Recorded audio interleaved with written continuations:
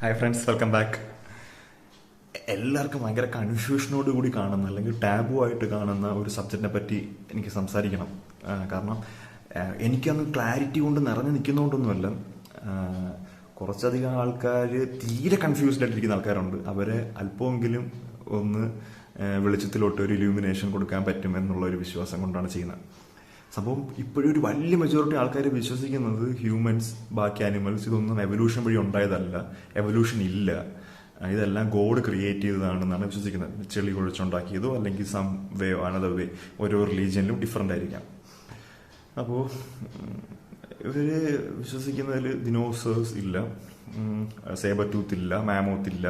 അപ്പോൾ ഇതൊന്നും ഇല്ലെങ്കിൽ പിന്നെ പെട്രോൾ സംഭവങ്ങളൊന്നുമില്ല. ഇപ്പോൾ DNA എന്നെ പറ്റി പഠിക്കുന്നത്, ഫോറൻസിക് കാര്യങ്ങൾ, ഇതൊക്കെ വെറുതെ.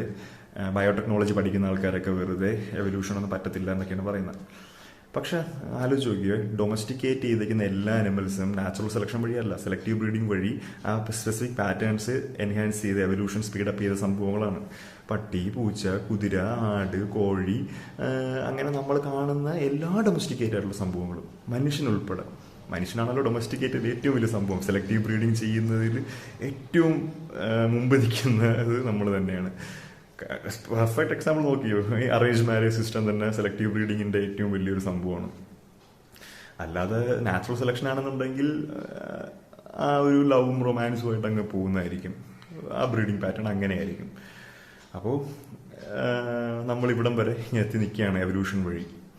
ഇനിയും കാലങ്ങൾ മുമ്പോട്ട് കിടക്കുന്നു, ടെക്നോളജി ഇങ്ങനെ ഇവോൾവ് ആയിക്കൊണ്ടിരിക്കുന്നു. അപ്പോൾ ക്രിയേഷൻ എന്ന് പറയുന്നത് ഒറ്റ ഒരാളുടെ തലയിൽ കിടക്കുന്നതല്ല. അപ്പോൾ ഈ വീഡിയോ ക്രിയേറ്റ് ചെയ്യുന്നത് ഈ മൊബൈൽ കണ്ടുപിടിച്ച ആൾ, ഈ മൊബൈൽ വരെ എത്താൻ വേണ്ടി പഴയ മൊബൈലിൽ നിന്ന് ഇവോൾവ് ആയി ഇവിടം വരെ എത്തിയത്, ട്രൈപോഡ് സ്റ്റാൻഡ്, അതിനുവേണ്ടി പ്ലാസ്റ്റിക് കണ്ടുപിടിച്ച ആൾക്കാർ, ഇലക്ട്രിസിറ്റി, ഞാൻ ഇപ്പോൾ ഇരിക്കുന്ന ചെയർ, അതിൻ്റെ മെറ്റീരിയൽ, ഇതെല്ലാം ഇങ്ങനെ കൂടിച്ചേർന്ന് ഞാനും എല്ലാം കൂടിച്ചേർന്ന സംഭവമാണ്. അപ്പോൾ ഞാനിവിടെ ഇരിക്കുന്നത്, എനിക്ക് ചിന്താശക്തി വേണം, സംസാരിക്കാൻ പറ്റണം, അതും എവല്യൂഷൻ്റെ ഭാഗമായിട്ടാണ് ഇവിടം വരെ എത്തിയത്.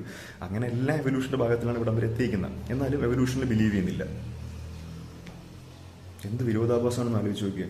എല്ലാവരും കമ്മ്യൂണിറ്റീൻ്റെ വെളിയിൽ പോവും, കമ്മ്യൂണിറ്റി സപ്പോർട്ട് കിട്ടത്തില്ല, അങ്ങനെ ഭയപ്പെടുത്തി വെച്ചേക്കാണ്. സിന്ന് എന്നുള്ള ഒരു കോൺസെപ്റ്റ് വെച്ചിട്ട് ഭയപ്പെടുത്തി വെച്ചേക്കാണ്. ആര്? ലോഡ്സ്. അങ്ങനെ ലോഡുകളും സ്ലേവുകളും മാത്രമേ ഈ ഭൂമിയിലുള്ളൂ. പിന്നെ ഡൊമസ്റ്റിക്കേറ്റ് ചെയ്ത ഗോഡ്, അതാണ് പറഞ്ഞു വരുന്നത്. ഡൊമസ്റ്റിക്കേഷനിൽ ഏറ്റവും ഭയങ്കര സംഭവമാണ് ഹ്യൂമൻസ്. ഒന്നും നാച്ചുറലായിട്ടില്ല. നമ്മൾ ചുറ്റും നോക്കിക്കഴിഞ്ഞാൽ എല്ലാം അറിയാം. സിമെൻ്റ് ആണെങ്കിലും ബ്രിക്ക് ആണെങ്കിലും നമ്മൾ മാക്സിമം ചൂഷണം ചെയ്യുകയാണ്. എഗെയിൻസ്റ്റ് നേച്ചറാണ് നമ്മൾ ഹ്യൂമൻസിൻ്റെ ആദ്യ കാലഘട്ടം മുതൽ തന്നെ നമ്മളിവിടം വരെ എത്തിക്കുന്നത്. അത് എവല്യൂഷൻ്റെ തന്നെ ഒരു മുഖമാണ്. ഓക്കെ, നമ്മൾ സാഹചര്യത്തിന് മാക്സിമം യൂസ് ചെയ്യുക എന്നുള്ളത്. അങ്ങനെ നമ്മളിവിടം വരെ എത്തി. എന്നാലും എൻജിനീയറിങ്ങും ഡോക്ടറും പഠിച്ച ആൾക്കാർ വരെ എല്ലാം മറന്ന് ഒരു കമ്മ്യൂണിറ്റിയിൽ പെട്ടിരിക്കുകയാണ്. ഏതെങ്കിലും ഒരു വില്ലേജിൽ ഏതെങ്കിലും ഒരാൾ ക്രിയേറ്റ് ചെയ്ത ഗോഡും അതിനെ ചുറ്റിപ്പറ്റിയുള്ള കുറേ കഥാപാത്രങ്ങളും ഒക്കെ ഉള്ള ഒരു സംഭവം. അതിൽ ചിലത് ഹിറ്റാവും. വേറെ ഏതെങ്കിലും നാട്ടിൽ ഹിറ്റായ യൂട്യൂബറിൻ്റെ വീഡിയോ നമ്മൾ ഇവിടെ ഇരുന്ന് കാണുന്നത് പോലെ, അവിടെ ഹിറ്റായ ഹോളിവുഡ് സിനിമ ചിലകൾ ഹിറ്റാവും നമ്മൾ ഇവിടെ ഇരുന്ന് കാണുന്നത് പോലെ, ചില റിലീജിയനും ഹിറ്റായി, ചിലത് ഹിറ്റായില്ല. അത്രേ ഉള്ളൂ. എല്ലാം ഒരു ബിസിനസ്, ഒരു ഫൈനാൻഷ്യൽ, ഒരു എന്താണ്, ഇങ്ങനെ ഒരു മോണിറ്ററി സിസ്റ്റം, അതിങ്ങനെ ഡൈനാമിക് ആക്കാൻ വേണ്ടിയായിട്ട് റിലീജിയൻ പലതും ഉണ്ടാക്കി വെച്ചിട്ട് അതിൽ നിന്ന് അങ്ങോട്ടും ഇങ്ങോട്ടും ഒരു ഡൈനാമിക് ആയിട്ടുള്ള ഒരു കമ്മ്യൂണിറ്റി ഉണ്ടാക്കി വെച്ചൊക്കെയാണ്. അതൊക്കെ നല്ല തല ഉപയോഗിച്ച് പ്ലാൻ ചെയ്ത് വെച്ചേക്കുന്നത്, സിസ്റ്റമാറ്റിക് പ്ലാൻ ചെയ്ത് വെച്ചേക്കുന്നതാണ്. പിന്നെ നിങ്ങൾക്ക് അത്രയ്ക്ക് ഇഷ്ടമാണ് ഗോഡ് എന്നുള്ളൊരു കോൺസെപ്റ്റിൽ ബിലീവ് ചെയ്യണം. ഒരു സൂപ്പർ നാച്ചുറൽ സംഭവം ഉണ്ട്, ഒരു ക്രിയേറ്റർ ഉണ്ട്. ഒറ്റ ക്രിയേറ്റർ ആണെന്നൊന്നും വിശ്വസിക്കരുത്. അതാണ് ഞാൻ പറഞ്ഞു വന്നത്. ഒരു ക്രിയേഷനും ഒറ്റ സംഭവത്തിലല്ല ഉണ്ടാകുന്നത്. അപ്പോൾ പറഞ്ഞു വന്നത്, ഇനി അങ്ങനെ ഒരു സംഭവം ഉണ്ടെന്നുണ്ടെങ്കിൽ അത് ഏലിയൻസിൽ ബിലീവ് ചെയ്യാം, അല്ലെങ്കിൽ ഒരു ഹ്യൂമൻ തന്നെ ഇവോൾവ് ആയി കാലത്തിൽ എവിടെയും എത്തിയതിനു ശേഷം ടൈം ട്രാവൽ ചെയ്ത് തിരിച്ചു വന്നതായിരിക്കാം. അപ്പോൾ ഇനി വരാതിരിക്കുന്ന ടെക്നോളജി ആലോചിച്ച് നോക്കിയേ.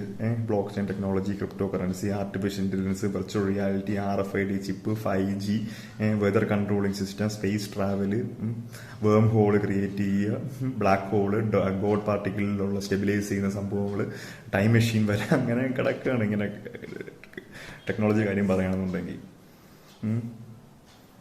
സ്റ്റീം എഞ്ചിനിൽ നിന്ന് ഇപ്പോഴത്തെ മോഡേൺ ട്രെയിൻ എത്തിച്ചേർന്നതുപോലെ, ഹൈപ്പർ ലൂപ്പ് വന്നതുപോലെ.